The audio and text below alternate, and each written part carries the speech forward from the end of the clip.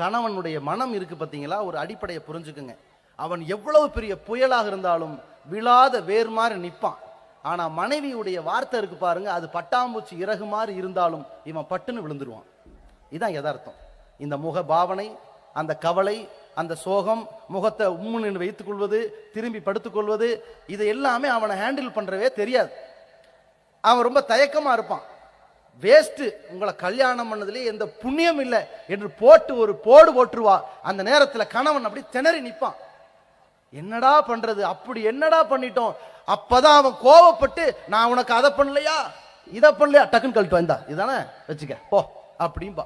இப்படிதான் பிரிவினை ஆரம்பிக்குங்க. இந்த பிரிவினைக்கு நாம ஒரு கட்டத்தில் இடம் கொடுத்துடக்கூடாது. அதற்கு அடித்தளம் மனைவி. கணவன் அவரால் இயன்றதை செய்யறாரா, கஷ்டப்படுறாரா, உதவி செய்யறாரா, சரி, அதுல நன்றி உணர்வோடு நடந்தோமையானால் அல்லாஹ் நமக்கு நற்கூலி